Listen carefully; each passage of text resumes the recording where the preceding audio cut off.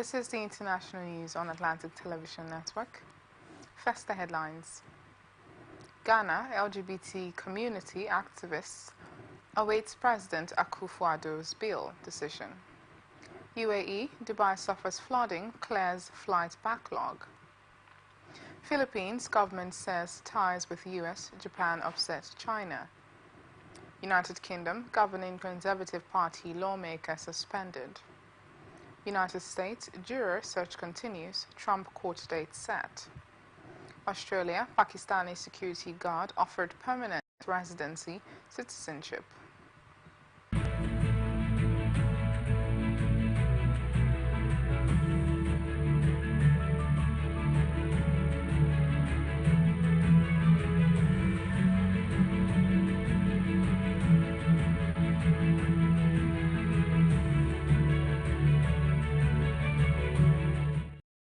And now the news in details. A 96-year-old woman lay motionless attached to a drip-on hospital bed in Niger, one of thousands of possible victims of West Africa's worst heatwave in living memory, which a report said on Thursday was linked to fossil fuel-driven climate change. In late March and early April, days and nights of extreme heat above 40 degrees Celsius gripped many West African countries. Temperatures soared so high in Mali and Burkina Faso they equated to a once-in-200-year event, according to the report on the Sahel region by World Weather Attribution. The severity of the heat wave led WWA's team of climate scientists to conduct a rapid analysis, which concluded the temperatures would not have been reached if industry had not warmed the planet by burning fossil fuels and other activities. In a pre-industrial climate, we wouldn't expect to see heat waves at this intensity at all. WWA statistician Claire, it was the hottest that anyone has had to deal with, she said. Despite a lack of data, WWA estimates there were hundreds or possibly thousands of heat-related deaths, and it warned such extreme heat will become much more common without greater global efforts to reduce planet warming emissions. On the current trajectory, if fossil fuels emission do not fall, we would expect to see heat waves like this maybe 10 times more frequently, so potentially up to 10 times a year, Barnes said. It is something that people are going to have to adapt to and learn to live with. Given the growing threat, the group recommends that countries formulate heat action plans that would warn citizens when extreme temperatures are imminent and offer guidance on how to prevent overheating. Members of Ghana's LGBT law within 7 days. Gay sex is already punishable by up to on charges of insulting a public official, his lawyer said. It is a black day for the judiciary and freedom of the press. It is a message to journalists, be silent or your place is in prison, said Jamal Eddin Bougaleb, who is the brother of Mohammed. Bougaleb was detained last month, which the Journalists Union said was aimed at silencing the voices of journalists. The imprisonment of Bougaleb reinforces activists' fear that authorities are increasingly restricting freedoms ahead of presidential elections expected this year. Said seized extra powers in 2021 when he shut down the elected parliament and moved to rule by decree before assuming authority over the judiciary. Since Tunisia's 2011 revolution, press freedom has been a key gain for Tunisians, and its media has become one of the most open of any Arab state. However, politicians, journalists, and unions say that freedom of the press now faces a serious threat under the rule of Said, the president who came into power in 2019 in free elections, who has rejected such accusations, saying he will not become a dictator. 2 more journalists, Shatha Al-Haj Mubarak and Lotfi Al-Hiduri, are in prison, while other journalists and activists face judicial investigations due to posts on social media or criticism of the authorities in the media. Israel will make its own decisions about how to defend itself, Prime Minister Benjamin Netanyahu said on Wednesday, as Western countries pleaded for restraint in responding to a volley of attacks from Iran. The United States, European Union, and G7 group of industrialized nations all announced plans to consider tighter sanctions on Iran, seen as aimed at mollifying Israel and persuading it to rein in its retaliation for the first ever direct Iranian strikes after decades of confrontation by proxy. Iran attacked in retaliation for a suspected Israeli airstrike on its embassy compound in Damascus on April 1st. Israel and its allies mostly shot down all missiles and drones, and there were no deaths, but Israel says it must retaliate to preserve the credibility of its deterrence. Iran says it views the matter as closed, but will retaliate again if Israel does. Israel's Air Force said late on Wednesday its fighter jets had struck the terrorist infrastructure of Iran-backed Hezbollah in eastern Lebanon, stoking concerns about a further escalation in clashes across Israel's northern border. Earlier, Netanyahu met the German and British foreign ministers, who both traveled to Israel as part of a coordinated push to keep confrontation between Israel and Iran from escalating into a regional conflict fueled by the Gaza war. Netanyahu's office said he thanked Annalena Baerbock and David Cameron for their support, while telling them, "I want to make it clear, we will make our own decisions and the State of Israel will do everything necessary to defend itself." Emergency workers tried to clear waterlogged roads and people assessed the damage to homes and businesses on Thursday after a rare and epic rainstorm to a standstill and caused significant damage. Flooding trapped residents in traffic, offices, and homes.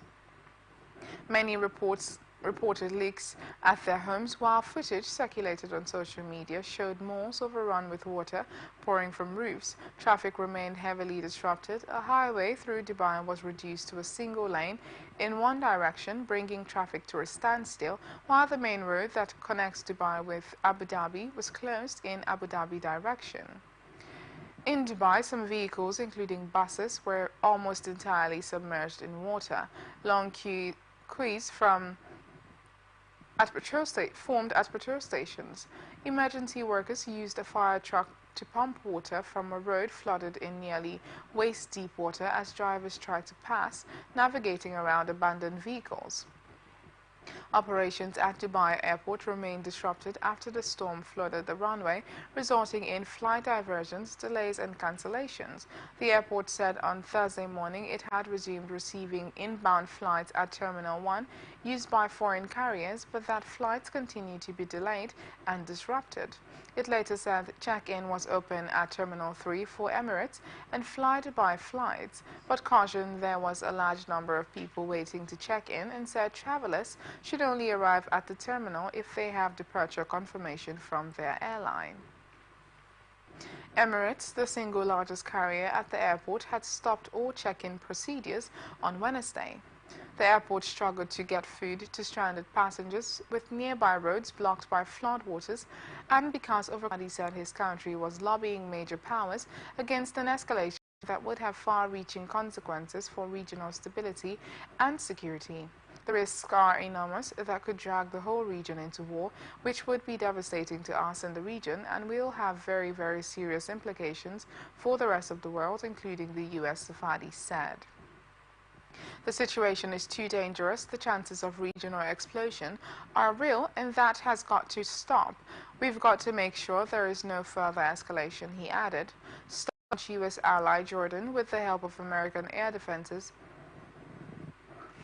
and support from the UK and France, shot down most of the Iranian drones and missiles that were flying over the country towards Jerusalem and a wide range of targets in Israel. Now the pressure should be on Israel not to escalate, Safadi said, and Iran, he said. Iranian drones that came from the direction of Iraq and flew over southern Jordan and the city of Aqaba that were heading to Israel's Elliot port were also intercepted.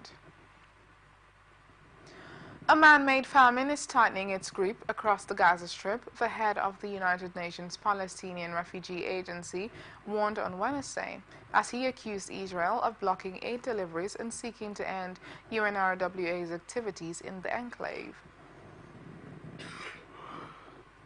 Today, an insidious campaign to end UNRWA's operations is underway with serious implications for international peace and security. So, Syria and Lebanon. Since war erupted 6 months ago between Israel and Hamas in Gaza, top UN officials have described UNRWA as the backbone of aid operations. Across Gaza, a man-made famine is tightening its grip, Lazzarini said. In the north, infants and young children have begun to die of malnutrition and dehydration.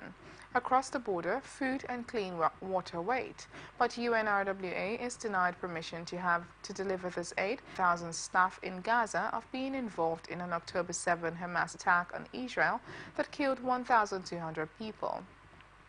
Israel is retaliating against Hamas-ruled Gaza and has killed more than 33,000 people, according to Gaza health authorities. Lazzarini fired the accused staff, and an internal UN inquiry is underway into allegations. A separate UNRWA report dated February said some staff detained by Israel reported being pressured by Israeli authorities into falsely stating that UNRWA has Hamas links and that staff took part in the October 7 attacks. An independent review of UNRWA's ability to ensure neutrality is also due to be concluded this month. Ismail Haniyeh, leader of the Palestinian Islamist group Hamas, will travel to Turkey at the weekend to hold talks with President Tayyip Erdogan, while Ankara's top diplomat met the Hamas leader during a visit to Doha on Wednesday. An immediate ceasefire. Erdogan has called Hamas a liberation movement while slamming the West for what he calls their unconditional support of Israel. Ankara has imposed trade restrictions on Israel. I will host the leader of the Palestinian cause at the weekend. We will discuss a number of issues, Erdogan told lawmakers from his AK party in parliament. Haniyeh's visit to Istanbul will be his first trip to Turkey since Israel began its campaign in Gaza on October 7. It also comes amid escalating regional tensions after Iran attacked Israel at the weekend in response to an Israeli strike on the Iranian embassy compound in Damascus on April 1st. Erdogan said on Tuesday that Israeli Prime Minister Benjamin Netanyahu and other Israeli leaders were solely responsible for the regional crisis. In Doha, Turkish Foreign Minister Hakan Fidan met Haniyeh to discuss humanitarian aid to Gaza, ceasefire efforts, and talk on hostages. Hamas said in a statement it had conveyed its views on the ceasefire negotiations and its requirements while reviewing the importance of centrality of the Turkish role. Strategic challenge to the world, and vowed deeper strategic cooperation with Washington, placing China and Russia's military actions as top threats. In an editorial on Thursday, the ruling Communist Party's official newspaper said Japan claimed to be promoting bilateral relations but was also attempting to provoke confrontation by exaggerating China as a threat. In the editorial, Japan was accused of exaggerating the security threat as an excuse for its own military abusive. Japanese business leaders traveled to China in January for their first visit since 2019. Japan relies heavily on China, where Japanese companies have for years invested in manufacturing supply chains and forged relationships with local partners. If the Chinese side will resolutely make necessary responses, the editorial said. Fighting between Myanmar's rebel forces and the ruling junta has delayed India's efforts to send home undocumented refugees from its neighbor who entered the northeastern border state of Manipur, Indian security officials said. Thousands of civilians and hundreds of troops from Myanmar have fled to India after the February 2021 military coup against Aung San Suu Kyi's elected civilian government, drawn across the border by shared ethnic and family ties. Last month, authorities in Manipur said they would deport at least 77 refugees who had entered without documents through the Indian border town of More after the coup. 38 were taken from Imphal, the state capital, to More, but we are waiting for communication from Myanmar authorities to take them back. A senior police official said on condition of anonymity, as the matter is a sensitive A junta spokesperson did not immediately respond to a telephone call to seek for comments. India's foreign ministry and Manipur state authorities did not immediately respond to messages seeking comment. Prime Minister Narendra Modi's government has blamed the refugee influx as one reason for violence that has roiled Manipur, killing at least 220 people since ethnic clashes broke out in May last year.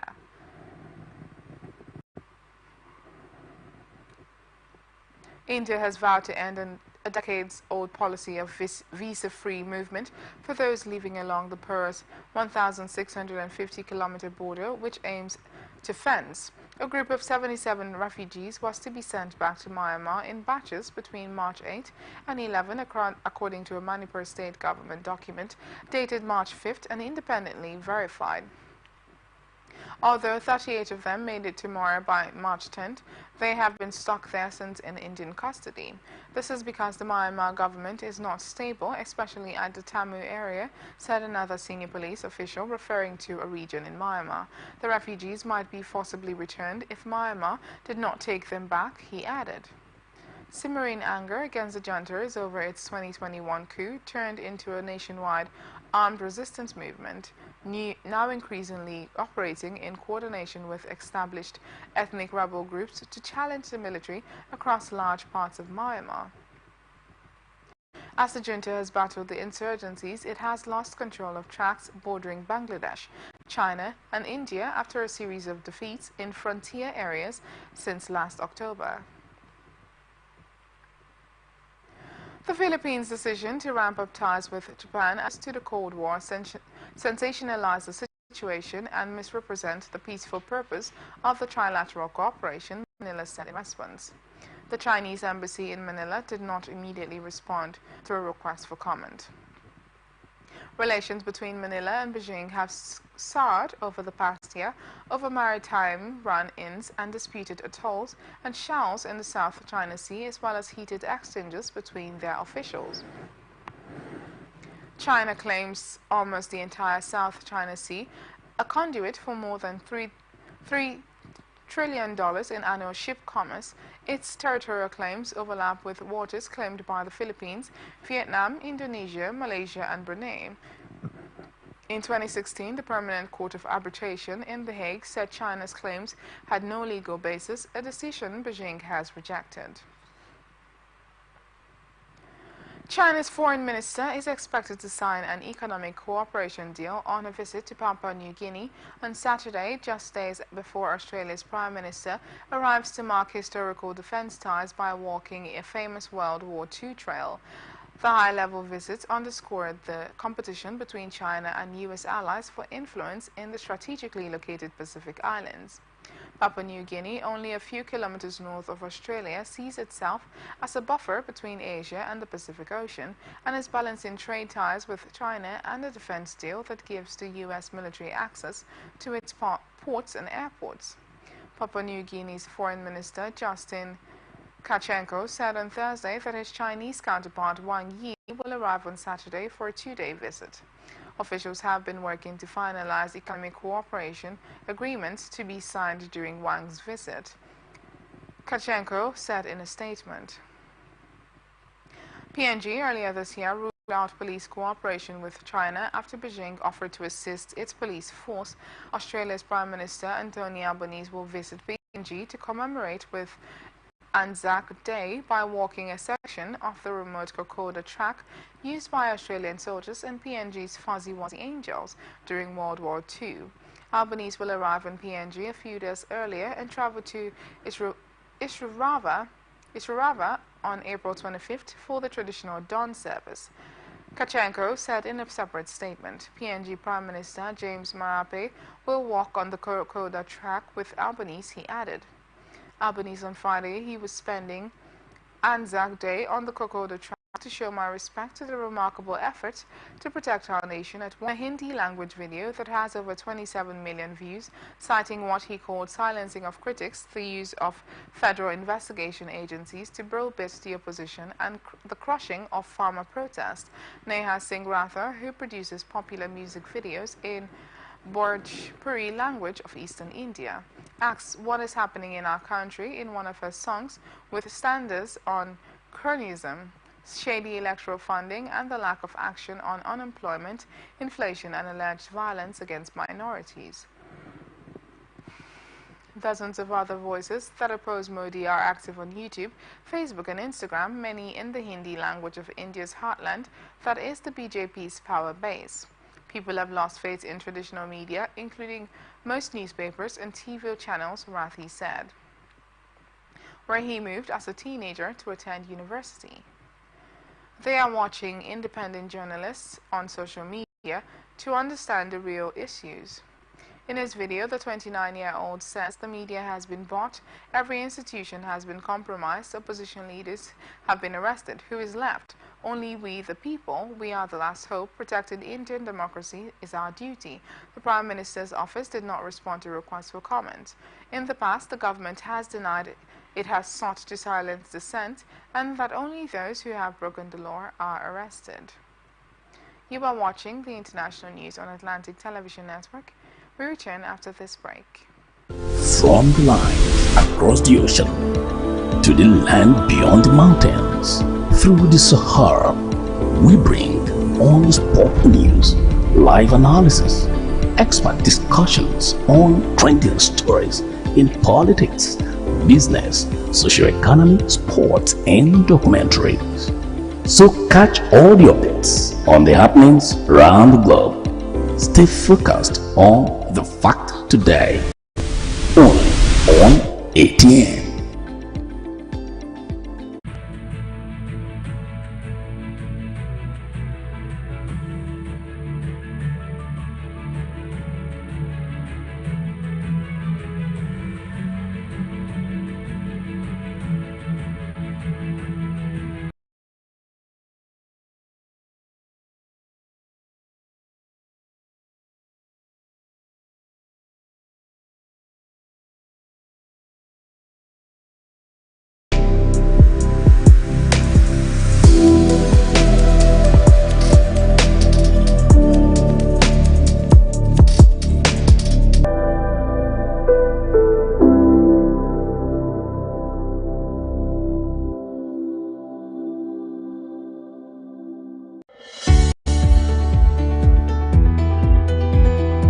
People into the country illegally. That is amazing. Honorable You human on the point of order. Honorable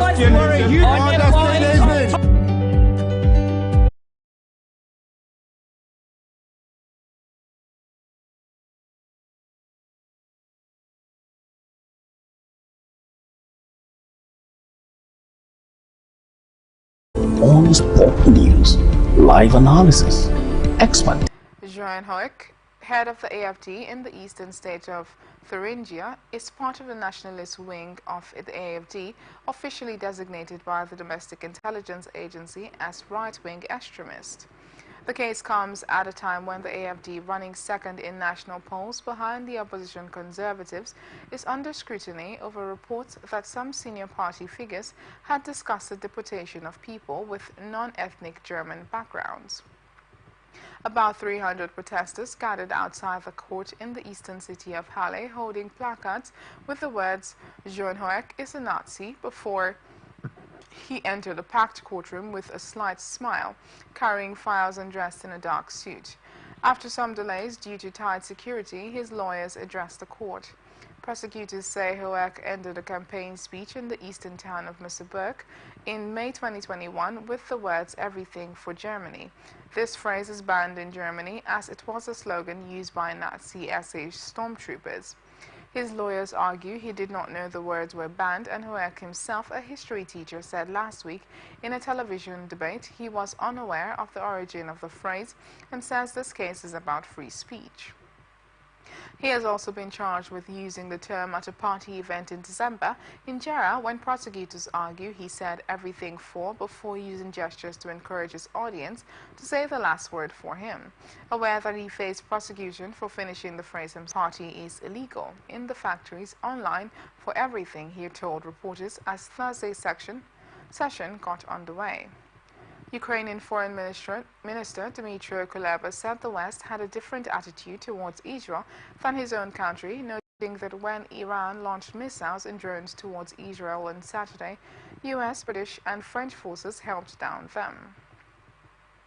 The strategy of our partners in Israel seems to be preventing damage and death. In the last month, the strategy of our partners in Ukraine seems to be in helping us to recover from damage, he said, ahead of the Conservatives' head of party discipline said on Thursday. The Times newspaper reported that Mark Menzies had allegedly asked his former campaign manager for thousands of pounds to pay bad people who he said had detained him overnight in a flat and then used campaign funds to reimburse her. The newspaper said the Conservative Party had been made aware of the allegations in January. Menzies' office did not immediately respond to a request for alternates will remain anonymous except to Trump, his lawyers and prosecutors. Opening arguments are expected to take place on Monday. A guilty verdict would not bar Trump from office, but half of independent voters and 1 in 4 Republicans say they would not vote for him if he were convicted, according to an IPOS poll that closed on April 8. The same poll found that 64% of registered voters thought the hush money charges were at least somewhat serious. The trial is expected to last 6 to 8 weeks, and Trump could potentially be a very swift recovery. We see no reason why this shouldn't be a